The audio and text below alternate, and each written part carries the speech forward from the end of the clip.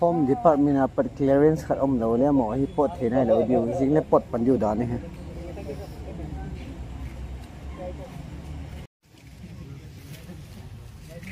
tua hi na nen ku te kom wa ka chi di na ka sei di pen chui le no di nga chu na po do nung wa identification proof ti chu hoi la ya baptize na hi ham na ai lo le i picture sana kai ham na ai lo le to chu na id proof chu kol hon ke lau ta so na elo ham ai mi nom na mo ai chi ja chu to hi ni ha diu khat chu haubung ham na su pite ham nen ku te ham kharin id proof an pu do lo le home ministry apara id proof ke ho ya na namo lu ne lo di apot lo di ni lo piu chu ta nen ku te komwa ka sei di na chiu phat le hi id proof an choi phau le na chila ya OCPA SPA lo le home department na chu clarification phal ina na chi diu ya na tu ina wang chila no mai thiu da ni na nu mo na sa wam le a koi hi moria hoi taum nei wa mo kho tung di wo ha so ngai ko phak se moria hoi taum ho nen ku te ho hoi taum nanu na pa hunga le ka cha he ti he a sei theding nom wam no mu na ele hobunga chu hoi ta na kai unam membership lau wam chi chu le to he na chila additional SP pa to OC pa se da cho home ministry ne head we home ministry no hi nanga mo po do ya na nong kle nung wa hi nai di proof ta lo so na lo pha ra hi to hin ku te kom wa hi ka sei ding jing le khun nai di proof ama hi ka tu pa hi ka cha pa hi ka cha nu hi ti hong sei diu na ti a sei chai ti ung le na hi chi dung zia chu kha na chi diu na cho mang ki cha dim lo pi chơi na ga i ga mu na hung thun ta ya na ne thim na mo le nga tha si do utam le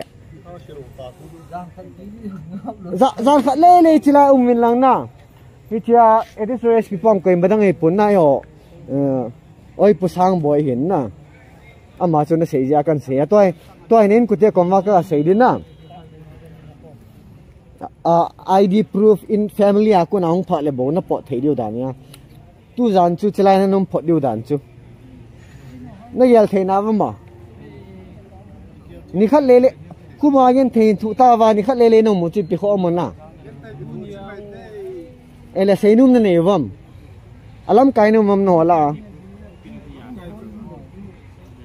cái là chỉ là mong sao tụi nó in một cái cũng là đi ngồi na là chừng ini nào cái gì à giờ mong điểm kiếm đủ ya chính là tụi nóจะproof không bol eh coba singa hung proof không bol diu sana kêu tu cái là điểm có chỉ cái kêu giờ nên proof không bol cái ne no hoi an mo po thei dia mo a process ki chai nai lo na ki ga chi di chu to hai in ku te ho bon ma mu da na kenin se ne ve tang chi chu chim chu na chim ni ya yong le thu hat chu gal zo na hi anaก็ปนอันนั้นจังกันลุดลอยเกี่ยวก็ก็มันhong tha lo buมันจังมันถ่านี่มันซ้ำหนูละทุกตาโมเรกิโลเมตรนุ่มตันเตกิตยาตัวโคตร kenin se na nyo อีกตีรูa kyong chu ICC ke so moi sila na tong ke pun ni het me thi USB na media moreal bor pa ke ya chu na ka khutu be se ja chu khong thei lu jing ya na jan so dong le anlung khami velan jing le family ho ko men sing ka tin na ID proof in la sang ka tin jing le tu jan chala ong min lang na jing le ong por kum to na ale o nga si ta ding e pi ngai to in ngai ka te o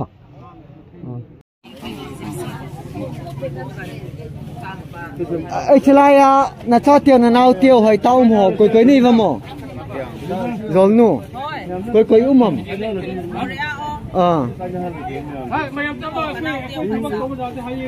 tua se hui na ID proof ngai ti home ministry apara ID proof form lo le ki so do lo ri ti vai kyong in ku te ko ma se na ngai ti amo nau te ko chim ta wa na yong le se utin ai chỉ toa hi ai xí xiong hen lăng nè xem mà mình không nghe cái đó hả cái mua là đó thế này là process gì chỗ protocol ông nhỉ nè nó tao chúng là cái ấu ba chú 2000 Nasser 2013 chúng là mình hiện là 2013 June ham August kia bồi nè tao mình hiện cái họ kia là chúng toa hi tuần hạ mà gửi ra cái chỗ cho tao cho mọi cái là riêng cũng số mất cái đó verification phát cái ngay ai asana ini Home Ministry apa ya na hả ini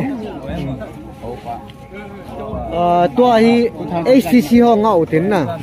siapa milih hutam ama hong thun phal le ba se pi utin sala hi thele cái gela chúng là HDC nang nó hỏi cũng sung ở về thuần na xây thì xây bên nào tuân hạ mà khi là thì nó có thể cho nó sẽ ấy chú la đó đi thôi lên na tôi hiện tại chỉ cho nó lên cái form tiền này họ cho lùng pin và hết tiền là ông luôn lấy lùng muốn điều tài là tôi chú chỉ là protocol lùng gì cho Home Ministry apa go ahead thì phát lên na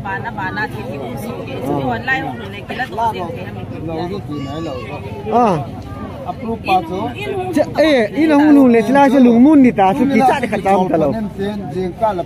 chi ai cha pa la do lo le i bo theu ne sila cholo ho ge la cho la kha se la cho ini sa ju kun da su pin nai pe pe nge hulu le ke paum tai na ilo ma sia ta chu la ta ta tho bang di na lo ma hulu le ke paum la ma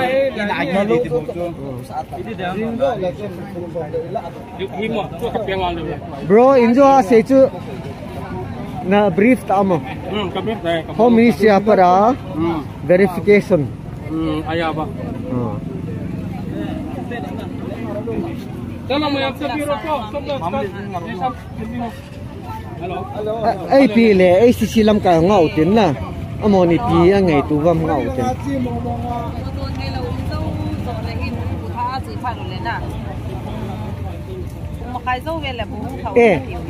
tua seo chuna mama hong na pan bu kane pu ve ti a sanu mo ka sana ken gala na ka tia hoya tu sol le hang ke lo chuna en ade ade okay apui nai lo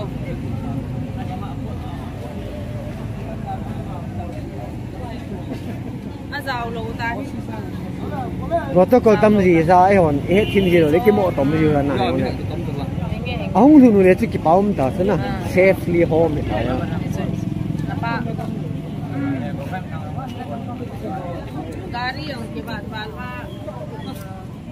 in có thể hòn ăn ngáo ấy tai toa hay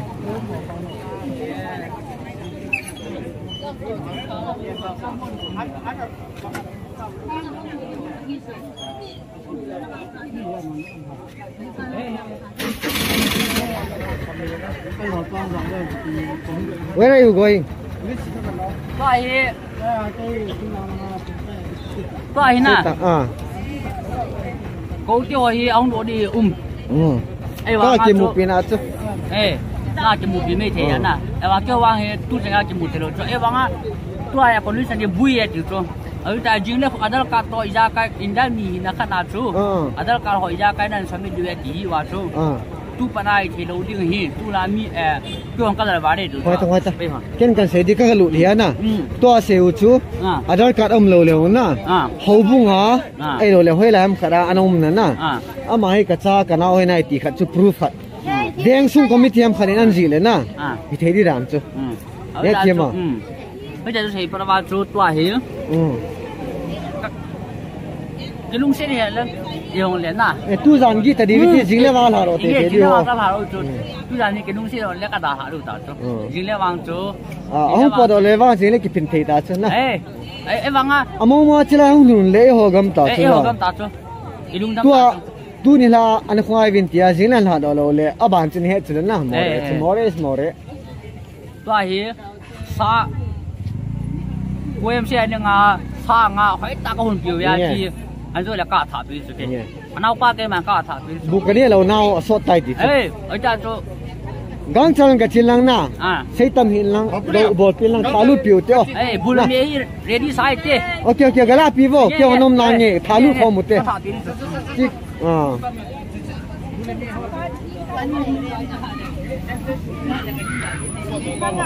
không có này đâu. India ka ram kamo, India ka ko ko an ne kin thon dai kan lo ang kamo. Na kan ko su no ka tan thai lo jin khang ang khom ka hu khon tau si. To a chuna.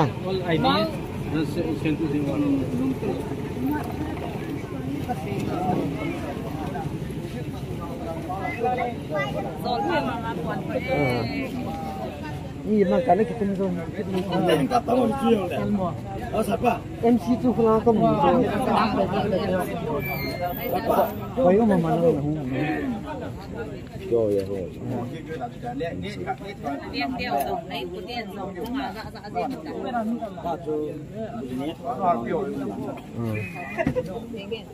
to tu cái gì mà bang ana ikat itu bui lau picu om valiang jingle Aadhaar card om ta hiong le na haubung ham khat elo le chi khusunga anom nai ti khat mi khan proof pi thele pui do di ne ro chula jini kwan in an ha do lo le I bol liu ne ro chula na kadira sir amota proof plan cho khusung hiang la chon hong sai ti hai lo la nu le pa ti humi nai chairman pam khat chun hoi ta hung verify a kami nai chlai awu naw chiu me ti le abui ta lo pia among imol ha do le home ministry na bol ta le mo suspend thei ji was na ta to se he tim ta ve e ji ba sana ji fei do e hiang la chairman hiang la nang cho parents so na ma la chun thei di ham thei di le ha hat chung hai ve ta pichla na cheng ve pichla anum ve ti kha nai pu le ki chai cho adra ka chi la ko hon ke la ta chu zon san hon a ke la chai ho na a pe mong pi o me the na Itasip thi wa leo vengsung secretary vengsung chairman vengsung hobum khatun kami ka sa he tia proof kala lekha khat iji wa ipui do le ki chai Aadhaar card om le the ham Aadhaar card om le the e wa tu nia he the cha lo du jinga rio hoi tar hin gung tu vil lang na identification verification di taum le chui pui do di hing chu electoral hai pura the tu ri la chu na pa home ministry aparana chilkhat ai mi hoa kichi lo khale nium me the na chi ja chu ane khwai ta divin igamu ulung ita chu dunia la do lo jing la do le I bol lu chu he sao chu la mo re te chu he ta jan na ta se dan chu ta se ki tro ta via chu chairman adu dan ni chu ai ha tim lo to chu Aadhaar card ho hi ko la ho cha pe bang pi me theu ta chu na hiong le to Aadhaar card om hiong le haubung ham vengsung chairman secretary ha me le ho sam kha chun kami ka sa he ta le kha khat azi a sil tam anam le ti se do no ki choi bo ga Aadhaar card ana uma song le Aadhaar card chu in chai ni Aadhaar card no ma le original pa chu nan cheu le na he pi chu ke kanan be kami niau cha ta hi no chu se kami dia chu lam ta ma Kanan về cũng chỉ làm cái nếu chắc nghe kanan về cái sản phẩm nè để làm cái sủi bạc cái tụi bài giống này tôi là tụi này độ thì thể dùng leo chun nó hin đủ vui chun dùng hin nào gì này cool lâm giờ đi tao nghe pa nòng chú xuống là sợ cái đấy tôi như là cái là độ thế vâng cho miêu cái bồn nè đem xuống kanan đem 11 cái gì nè kanan đem cái không về itu ai chỉ ra cho ai na ipp le to ai ai chỉ làm cái siamang million không nhá na apa okay oi pumang million cái kiểu pitin police ho na tu jan ai thì lo le jing awang choi tai ngai tu diu ya na to chu sia nan phone mo to se penu chu tu in la awang home sia pan ki khai na jinga para khu ama he ka khumi na identification verification khal ho cha compulsory cha chu mi pi ko ma kan se ya na jinga verification ipi nung wa ala do lo chu ikipin thiu na tui la wang chu I khai hiu wa na inga phot diu da ne na pai bol ke khai be hung ni ga chiao pio inge lam ka ba ke chin inge lam kai te ni ga chin chen lu sao mi am de sai thal ro ni am rồi khoi hom khol tan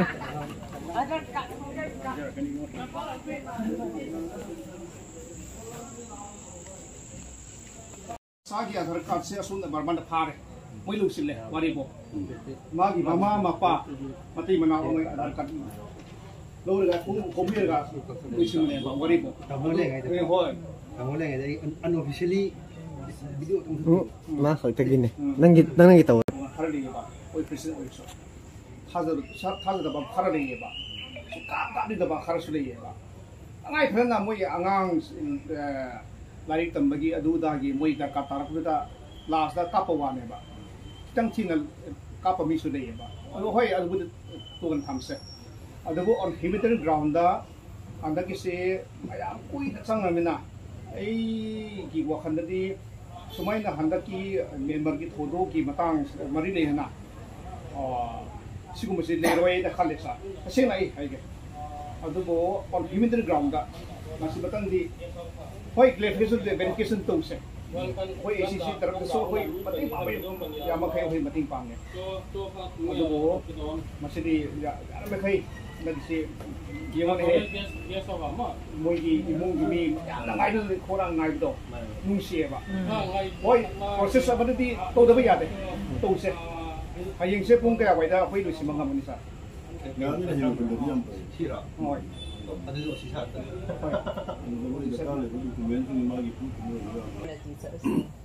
kung kaya wai da zum ke no to sa putari la nan mandru sa dagi moina reply tau matungin na ora pa ni chi chang ni hai chi cha adu so ai pa pe ke sa chi chang chi tang ko hoi Aadhaar ni wanate any magi document election ID wero hoi hoi which can prove his nationality. okay even the chief chairman and secretary family member Masih suppose more cholesterol ektam mene more cholesterol ektam bagi certificate okay to champur da magana to champur da ektam bagi certificate so any ID which proves that they are the resident of this land adu gi proof to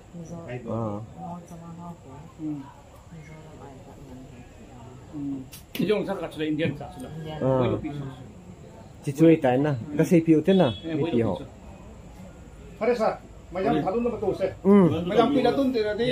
we will tell them what is required then yeah nanti bi daw mayam sa ko ki awa ke no sa thula kan ni ba ko chỉ biết khát về khát ai pau ke ke handshake yeah sorry sushi đó hare sa pai na pau teng le osin ka chung daw na I basa boy di umpoi mo ho angai na chu he di kan chu tu chung je nga jong puli son a ha do sa jeng jong mathiau mi chu thu chu ka ti ai chu foreign hi da ya chu ai India mi jong le jela nu jong le cha approve ding a chu verification ya cha Aadhaar card ham ama ta lo le ke se chu ki ma chu kolang police a jela lu na ben Aadhaar card anu fi ta po be ka ti ta na ala ni so ala anu aham apa ham atu so chân giờ số các cái thổ bia tu sung ahung pot sa hen lang ahung pot ulai hoi dong le chia aku na tam ta verification na rồi le kha kan pi ya so tu sung phải ahung jen dong thei so ting ta se ding a so so kan pi so ting ting a se ding a so wang chu pin se ka ti le avai ma che le pung ke tung ko ti wa tu a chu zela isu pinu inu I pau ka poi na e le chapang mai the go lang nga go long mai the adulu khata Aadhaar card so ta lo yong le au ma yong le ina ko yong le chu xerox copy or original pa in choi diu git ne che ba hi su to diu na anei ta lo wa yong le college ana kai mi ta yong le college I card ka poi labor society jong labor I card ni ko lo PPI card le Indian citizen ni na pass approve pass po le boy tro we hobung tao sa puto secretary hon la sa chu upai ta lo wa yong le abenga ile se le hau sapun ama hi ka pusung ni hi I khat letter he na san ji po le boy tro hi chu ani king so ke vo a bon cha jing le bo la to di we tu ni na hoi tan ki chol dam sau tin na chan bon jel tanga India to democracy hin hi chana India government mut government ni tena bolding kha ni lo pi so la kana boi lo pi so lang pa so I ma cha boi lo ke so I ho ne bon cha ken mo ki pon tin ke on na ICC mo ki pon tin ning ka le ka si bang chun a he tim lo yong le a pet pet en chi chi angai ki so lin ki bo ta ba ta no te du yan I ma cha harassment am lo ding I ma cha am lo ko cha mo a bot kil ji ba police na man lo pi so ke man lo pi so mo da noi khana chu central government home ministry a tu pi khat pa so identification verification angai ki tu bong cho I ba cha boi he no te ki sol ti bin jing ka la pung ke ni su te verification ki bol ma saji ya he mo ki bol man lo a chu ba ka ti ang gun na ang ko to ki pa na ta ya tu jing ka pung ke le chu ba su to dio lai mu ma ke hong chau te te hello sia punggit masangin na pungsu hi makhai vel ACC office a chevin lang siama min to ki mutu wo na hung ta sai ke din lang se ACC office mo ba hi le Aadhaar card chu xerox nga yong le choi so ke lo sun ke abon na xerox ka bo bi ta office ko ready a chi dim ta so mo ta da ha se ta ja tang experience to ne oh ke no ne ajeng se ida pung tari thai ne do moi ni pan ma pan ni nai ni pan da hoi tin se na ti problem kana ipara more gi mira minute usiwa okay ai lo parane masagi I card yawe ko yawe adu phare adu xerox copy to compulsory puro Aadhaar card hangdre ko magi card original so puro adu ta ko ipan da thing se ayo pun ni pan ko moi pha banate police da pha banate nete gi home ni sidagi moi na moi gi handaki Burma gi Iran gi matang sida verification to da ya de hai ba paw ma lak sida moi na so het ta thalo ko ya da ba amani ba haying 7:30 da ko ACC officer laga sar uminelo ko meet to chu pa ka no hoi democracy India oibina centramina ID proof leri kari su wala nga lete okay para numai to sa azo cho năm de lo le ina nang da hoy mo hanan nam la lo kom ta ni shot le azo na penin MC baite sapa hi jingle choloi pod on ni ngai pingai cha min se te do verification ho chu verification ama India I card na proof hi na aum po le ho ta lo pi ta ngai lo hoi ta lo na card ai lo le ka ne to I home ministry order dung via ana sa phar bin identification verification zo pha le sol na te tiu thana jingle verification ta tu ni tha ai ge pha da to au mu hi abui lo pi cho na okay jingle verification hoi ta bola install bi lo thank you sir welcome